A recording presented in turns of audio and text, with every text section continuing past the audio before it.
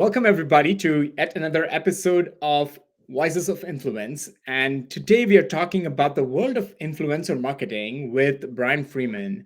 Brian Freeman, for those of you who don't know, is the founder of Creatorland, and he is building the first professional network for influencers. Welcome to the show, Brian. Great to be here. Thanks for having me. Looking forward to our combo. Awesome. So, Brian, let me kick this off by asking you about your journey starting Creatorland. Walk us through like where you were and like how you got to Creatorland. So I've been in this industry now for about a decade.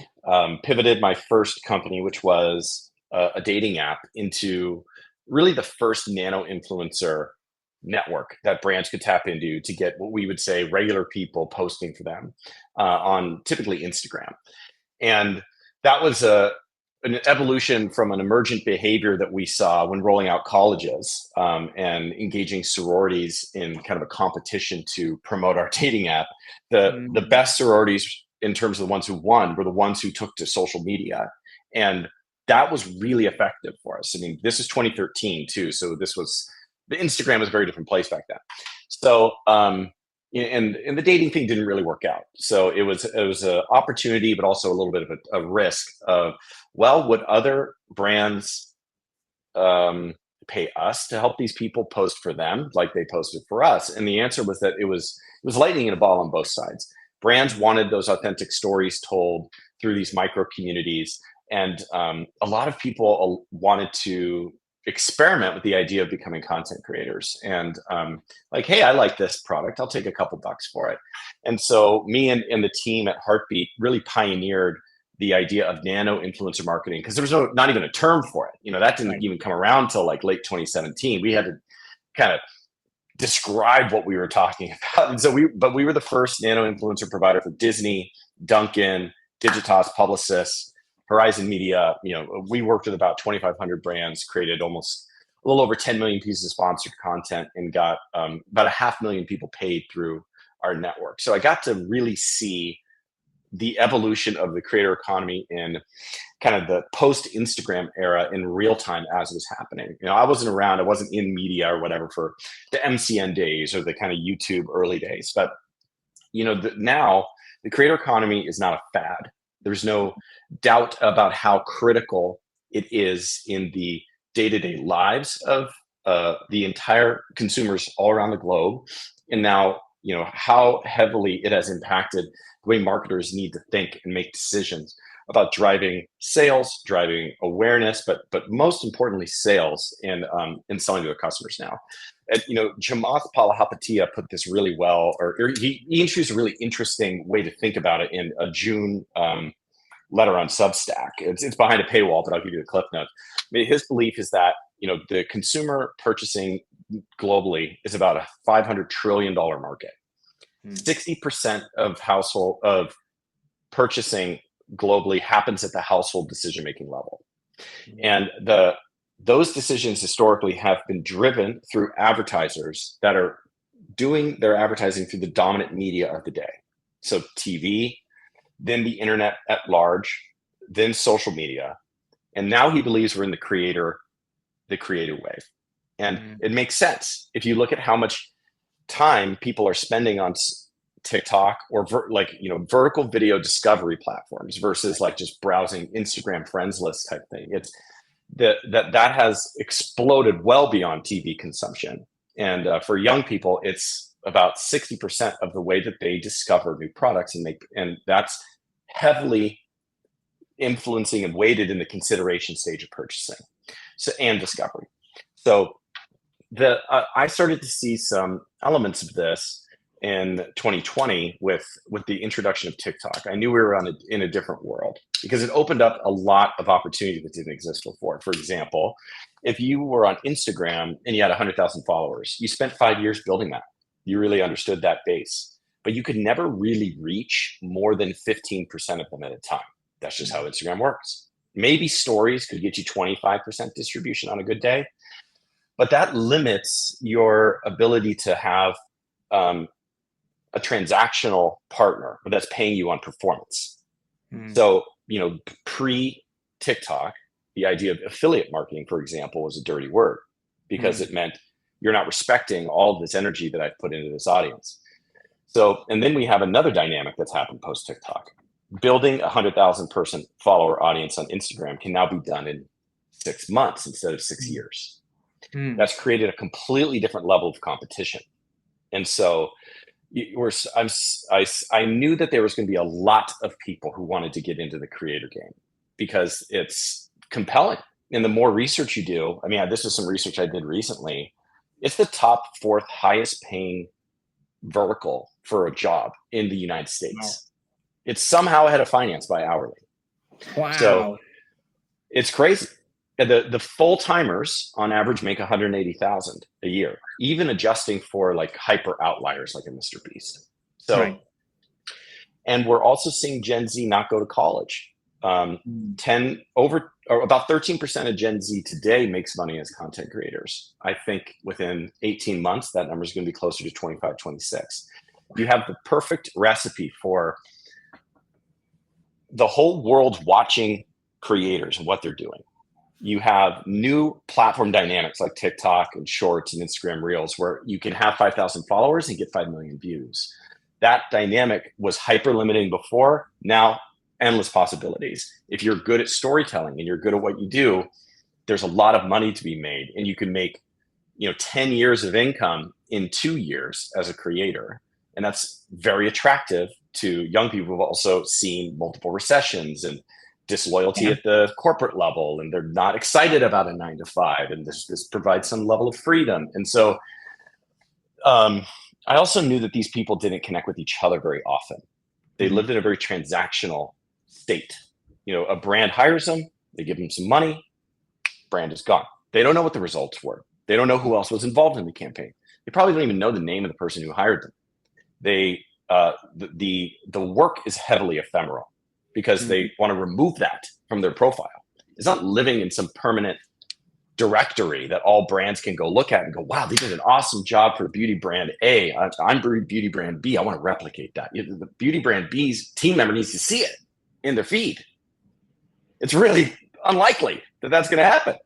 So you have a lot of the things that you and I get to enjoy with hiring. Look them up on LinkedIn. Do we have anybody in common? What they do, I guess, where they went to school kind of matters, but it's more important, like, what are they working on? Do I recognize any of those brands? Like, do I have some sense of what their personality is like? And it's all optimized around white collar and tech work. And that's really helpful because it's free and it's high quality and it's first party data, and everybody has an incentive to do a good job there. That's what we want to create in the creator economy, a place where you can celebrate your wins and excel because of that formatting is designed around allowing you to tell those stories in the way that the industry needs to see it in order to know how to what's the next step from here. And that data just doesn't exist anywhere. So we like LinkedIn, but maybe a little bit different. We want to be the center of the creator economy at the professional level. We want a daily experience where you get to come commiserate with peers, find the right people to help answer questions, find those mentors to give you a helping hand, find the education of today. One thing about the creator economy that I've seen is it's never not changing. Like just like every other industry, it's endlessly evolving. And what worked 2 weeks ago doesn't work now. And everybody's trying to figure that out. But they don't have a place to share that with each other that's trusted and designed around the industry. And so, that we've had a really great response so far, and that's what we're doing. I love it. I think this is thanks for that sort of detailed answer. It's like so many things to unpack over here. And I'm thinking, let me start by asking you about just like the influencer world, right? Like you mentioned that there's like so much of Gen Z, like now 13, 18%, 20% of people who are like starting to become influencer and becoming that be their main career. Walk me through, like, it's like, why was it so hard to like do this like a few years back, and what has changed recently that's made this like, building 100,000 following can be possible in 6 months? What has changed? Why is this a thing right now? And if someone has to be an influencer, what is the journey that they have to go through? What are the challenges? Like, tell me a little bit more about that. So the biggest thing that changed, and it's not like anybody hasn't heard of TikTok, but that maybe understanding how it was so different from what we were used to previously is really key to understand this kind of next phase that we're in today. So, when we first built we built a meme account for my previous company that was about like kind of college, and we started Heartbeat as an all-female nano influencer solutions. It allowed us to vertically focus and really understand their needs and build education and content and a product and focus on a customer that was going after that target. So we had a meme account that was all about kind of and it was run by a young woman on our team. And how we built that, how my wife built the audience for that in the beginning was following and unfollowing hundreds of accounts a day. That was what you did. And that was 2015, 2016. And then you would partner with other accounts that had large followings and do like shout outs. It was very much like email list building and like email list trading and constantly posting. And so that if your friends like something, maybe you'd see that in activity feed. So it's not hyper direct. And then over time, Instagram started to show you a little bit more of the people your friends were following and that kind of stuff, but it's a slow build.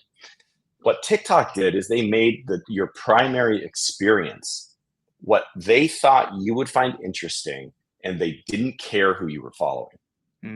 It was a completely different way to look at that content experience. And they were very good at understanding what got your attention. And so they'd look at all that metadata. I'll spare you guys from going to go through the whole algorithm. Maybe we can go do that on a different show. But long story short is your TikTok feed feels good. It feels entertaining. It's very addictive. And most of those people you don't follow. So that means somebody can do a great job really quick, like with a brand new account, and rapidly grow those followers. And the reason it's easier to grow an Instagram account now is that TikTok allows you to show one other channel on your page. That they took from Musical.ly. Now, a lot of the Gen Z big Instagram creators were big on Musical.ly, and they were transferring those audiences because they could only list one channel and they tended to list Instagram. And so people would find them on Musical.ly and then follow them on Instagram. And that's the same dynamic now. So if a savvy creator that's really focused on YouTube, they'll have YouTube there. If they're really focused on Instagram as a second channel, they'll have Instagram there. So it's that distribution shift that created a competitive space for entertaining content that if you were good at it or got lucky, you could get massive distribution really quickly. That led to followers on multiple platforms, both TikTok and an external one. So that also is a big part of the problem of a brand new influencer. So let's walk through. You've just started your TikTok. You've gone viral 3 or 4 times. Why did you went viral the first time? Maybe you didn't know why. You probably got 20, 30 different videos on your account. Just one of them hits. And like, maybe it's comedy. And that was a specific, it was just like one shtick or like kind of one thing that you were doing. You are not going to get views if you go off script from that. So the next video that hits is a slight modification of that. And then the next video that hits, and then the next video hits. And it's always got to be pretty niche and pretty specific. And so a lot of content creators are experiencing this, and they feel trapped. I can't break from my genre. When I break from my genre, I don't get any views. I'm getting shadow banned. Nobody's watching my stuff anymore. Like I'm getting 50 views instead of 500,000, which I got when I was doing my stuff. And it's like you fell out of favor with the gods of TikTok. And so creators feel very trapped by that. And it also really limits your opportunities as a creator because you're making content that's like real specific. So you're attracting brands that are attracted to that you don't have a whole lot of control over whether they discover you and how they discover you and whether it fits whatever strategy they're in or whatever. So that's very limiting. And creators understand there's other ways to make money. And so that's where other platforms come in, and that's where understanding the business of this space comes in. That's where building your own owned and operated like sites and solutions, like courses or direct to fan sources, that kind of thing. But there's a learning curve there, and there's not a whole lot of like centralized high quality educational material on how to do that and not be spinning your wheels. I mean, if you have never done email marketing before, just making a newsletter is not intuitive. Like, how do you know you're going to do a good job? Right. You got to experiment a little bit, and that can be scary too, because if you've got 500,000, it's different for like when you're an entrepreneur getting going and like nobody knows who your brand is, and you're like, well, I'm just going to kind of mess around. Who cares? It's like we're getting some people looking at us. I did a typo. Or the pressure's higher if you have 500,000 people looking. Right. No, I think this is very fascinating. I'm actually like I haven't spent so much time thinking from the viewpoint of all these like influencer challenges, and this is amazing. Um, so if someone were to like right now, like a Gen Z, we typically like equate influencer to someone who is in their like teens and 20s perhaps, and like that's kind of like a mindset that we have right now, but like it's obviously changing quite a bit as well. But if someone has to become an influencer right now, what is like their top three challenges that they have in that, like what should they overcome to be like a influencer? So I want to double click on the term influencer because it is important. It's not an influencer, at least to me and the people who I'm talking with all the time. Right. It's not the same as a creator. Right. Okay. So Makes sense. an influencer for the industry is like what we picture with a high followed Instagram channel. So Right. they, and it's a term that can be applied to creator too, but it has like a stigma associated. It's like, they're going to Coachella, they're going to parties, they're going to the Revolve party at Coachella. It's this kind of pseudo celeb without like a unique niche talent. They just exist and they have this relationship with their audience that is valuable. Whereas a creator has a niche, and they tend to be video based in their content, and they're providing value to an audience that's typically entertaining in some way or educational. And so with that in mind, would you mind recapping your question? No, yeah, that thanks for that clarification. I think that's like a very, very valid point. Like creator is what I meant, even though like, we use influencer and creator interchangeably. It's a good clarification to have. My question is like, if someone were to like start their creator journey right now, what are like the top three things that they have to overcome, or like what are the challenges that they have to overcome to get there? Yeah, I mean, this is unique for, I kind of think about like the goal. So if it's a B2B person, then the things that they need to overcome have some similarities to creators, but they're starting with a different level of like the different baseline, because they're coming at it with an education on their market, and they're trying to figure out what story about what I do can I tell that's interesting to my potential buyers. That's typically why someone would become a B2B creator or seek that out. And the mediums are different. So you may not necessarily need to be all that good at editing as a B2B creator. There are tools for that. There are prompts, there are awesome products like Zinc out there to help speed that journey up. If you're a young person getting into it, it's very experimental, because you're not like career defined. You're doing this more like an extension of, it's like a hobby, and you're kind of building a little like showcase for yourself to entertain yourself and to see what might happen and express something that you've been doing on the side in this kind of content driven way. So an example would be a streamer, a gaming streamer. Maybe they're really good at that in their friend group, and they're like, I'm going to start going live on Twitch, and like somebody start getting some followers, and they see how those people react and that kind of thing. So it's the main thing to overcome is really this fear of doing it right, because there is no right in that way, especially TikTok, because it will pick up what a random subgroup will like, and they continue to test that out to people it thinks are similar to the people who originally liked it. And if that keeps going, it keeps going, and now you found a little audience that you can maybe build on significantly. So it's really this fear that there's some right way to do it, and it's about testing constantly. And so you do need a decent amount of time.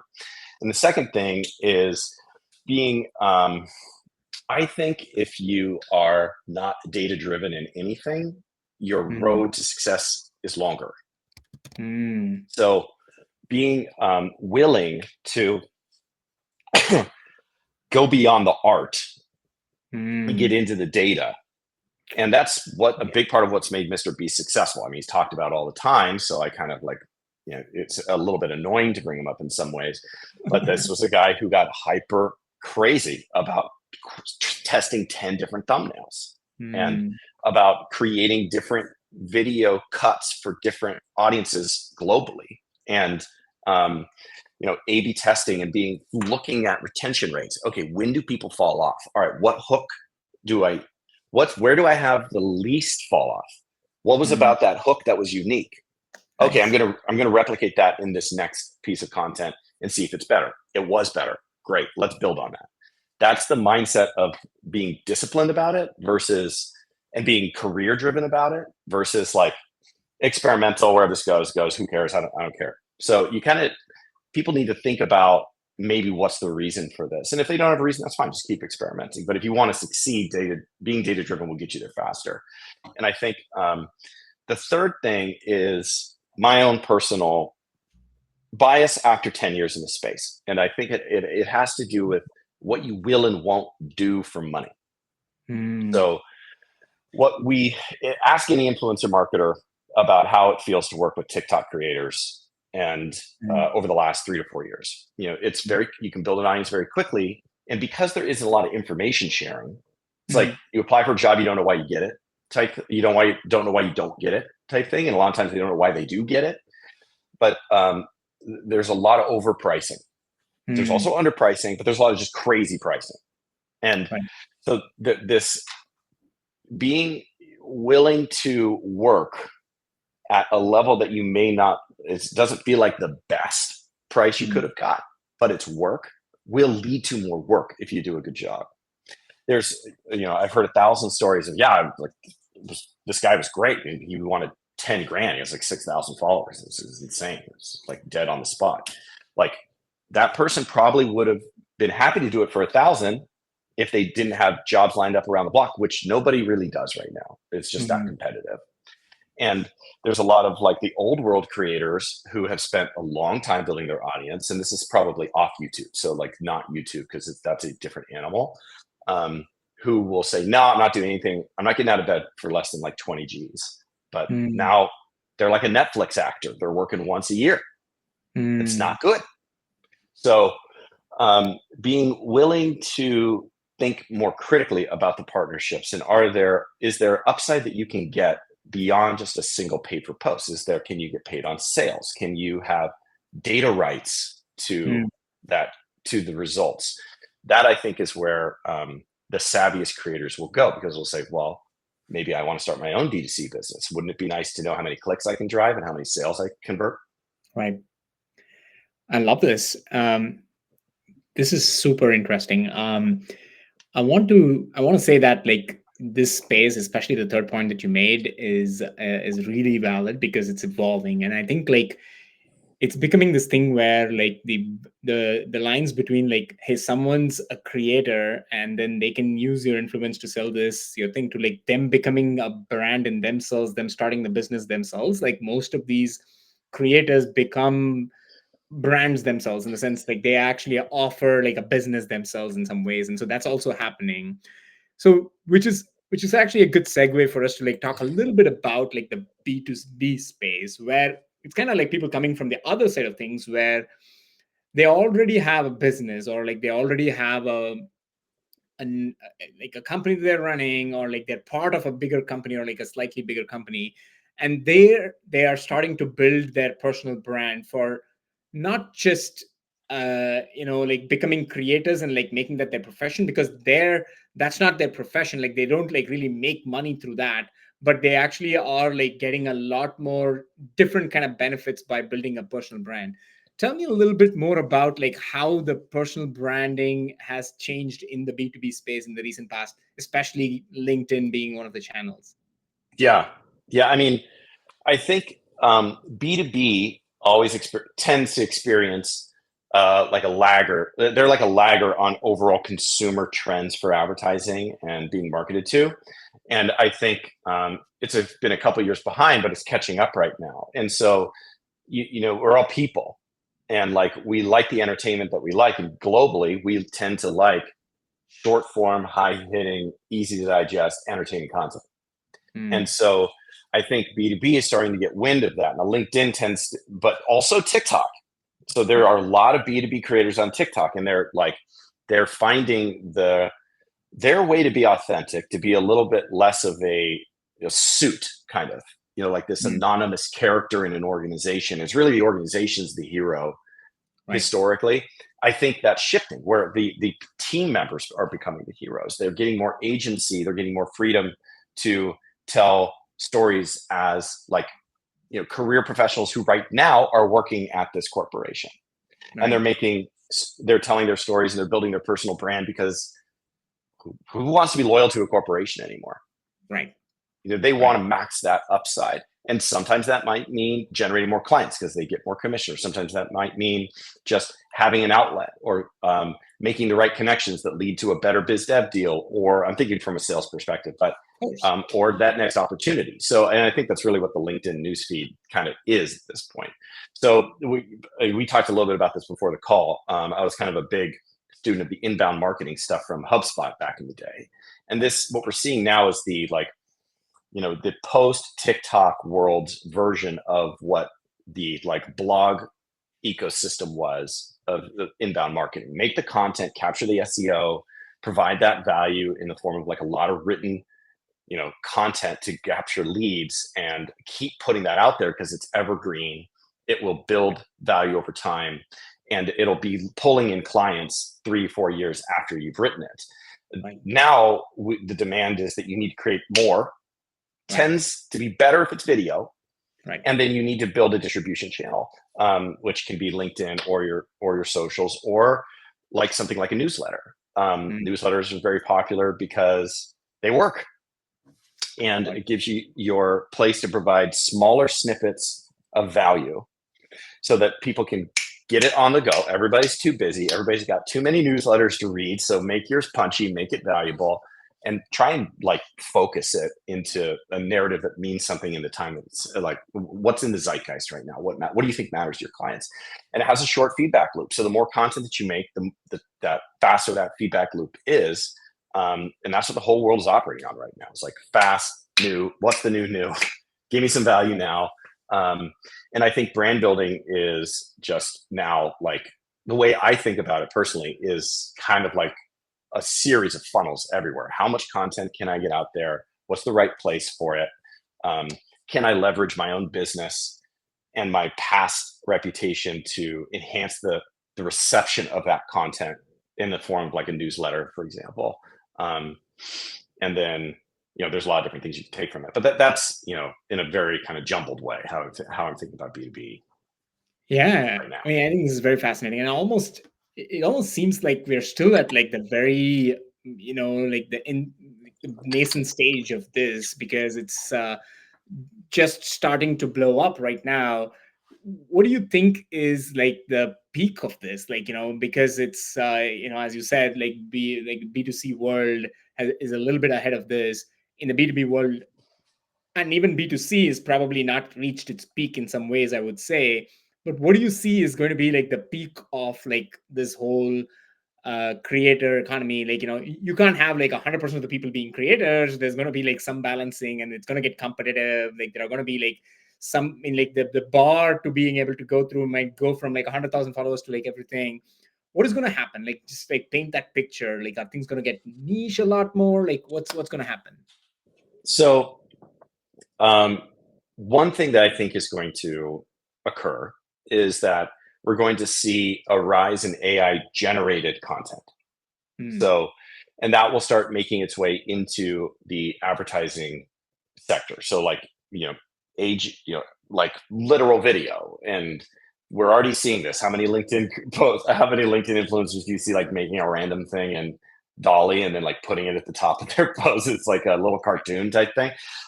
That is going to get old really quickly. And it's also going to be seen as the least effort form of storytelling. So not the writing, but the imagery, the video. That's one of the things that really appealed to me about Zinc, is that it gives you this speedy way to reflect your own voice and cut down a lot of the burden that might keep you from doing that, the editing, the getting it ready for distribution or whatever.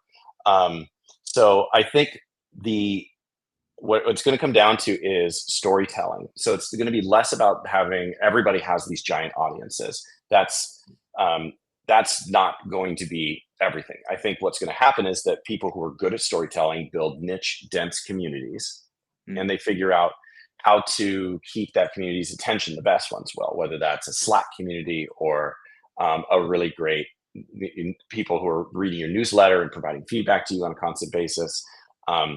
Good storytellers will build niche, dense, smaller communities than 500,000 people.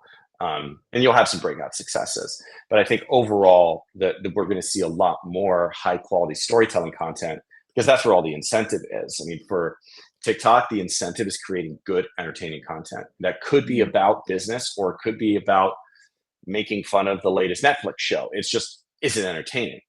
And and all the other newsfeed solutions are going the same direction. LinkedIn's newsfeed is certainly like that.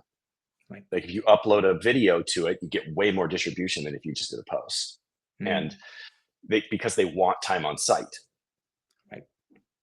So I think the incentives are there. Now, what the peak looks like, who knows? Right now, there's about 300 million people worldwide who are making some kind of income as content creators. What, 300 million? That's a much bigger number than I imagined it would have been. Okay. About 30 million or so are in the US. So most of this is overseas. Heavy Philippines, Asia, Indonesia, it's in India. India doesn't have TikTok, but these other ones do. And it is everything. So we will follow that trend, and how that affects everything has yet to be seen. But if I could give people one piece of advice, it's start to think about how you can tell the stories that you have in a way that your audience will receive it. An example of and this is, again, I'm pushing zinc here. I don't mean to be doing that hardcore, but so I worked with an awesome company, free plug for them, called Influence & Co. for a long time. They would meet with me twice a month and just let me kind of spout all the stuff that I'm thinking about right now. They would package that into these kind of articles that I would then go in and edit. And then they would take those and pitch those out to pubs that need, contributor content like Inc., Forbes, Entrepreneur, Adweek, all these guys. And then we would get those articles because they were better at packaging. And I had some ideas that maybe, I guess, were interesting to some people. Like the best way to do that now is through video. Screw Inc. Right. I love it. Which is great. Like we're coming in on towards the end of the show, but I want to ask you one last question or a few questions around this topic of, we've already talked about how video is becoming edging out all other type of content, even though newsletters and everything still exists in the B2B world, but video becomes the predominant way that people are consuming content right now. Tell me a little bit more about the evolution of this content types, and you already mentioned how AI has a role to play, but truly the storytelling is the aspect that's going to set people apart, people who have different unique ways of connecting with their audience.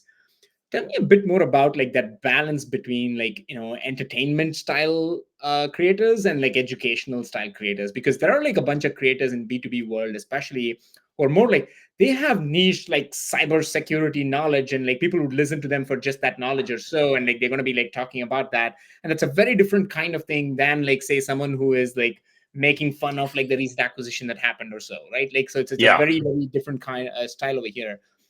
What might have worked in the B2C may not work in the B2B. So where do you see that difference there? I think part of the difference is in how you can capture value in kind of complementary tools that can ride alongside that kind of I wouldn't say dry, because now I'm thinking specifically about cybersecurity. My father-in-law has been in cybersecurity for a really long time. It's a very dense topic. It's got a lot of nuance. These guys can talk to each other forever, but most of us have no idea what they're saying. So you might build a lot of density in that category. And I think there's an opportunity. Let's say you were selling direct to them something outside of your firm. That there's a company called Mind Valley that does a really good job of this and helping people who have built audiences convert their knowledge into something that people can digest, that lives Mhm. alongside video companion content, but is also written and can be integrated into kind of quizzes and that kind of thing. Not, it's like masterclass is like your Brad Pitts and your George Floyd on, or George, the top boxer guys on boxing, and then you've got Kujabi, where anybody can do it, and it's like really up to them about how good it will be. Mind Valley is kind of the marriage of those two things, where it's like very Mhm. formatted to make sure it's really good. And I heard a story this week about a young female creator who was making like $300,000 or $400,000 a month Whoa. off of her courses. Yeah. Whoa. Wow. And so Okay. that's where I think it's like, yes, I've got awesome video content on LinkedIn. I'm doing 1 or 2 or 3 or 4 a week. It's consistent. And where you go to get all of the really rich information is our newsletter, or in a course that we're selling, or something along those lines. To me, it's a marrying of these. One's a hook, and one is, one's your appetizer, and then one's your main course. And because people will want that, they're going to want more than just watching random Right. videos where only so much can be shared. Right.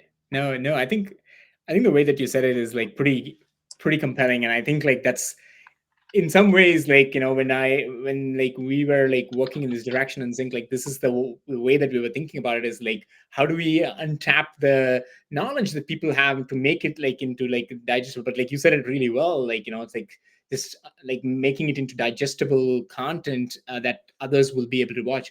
That's very fascinating in itself. This has been awesome. I know, Brian, like we could just keep going on, but I'm already like 10 Yeah, minutes yeah. over my Thanks for usual having me. time. But this is a pleasure talking to you. And like, thanks for like joining my show and like sharing your thoughts with our audience.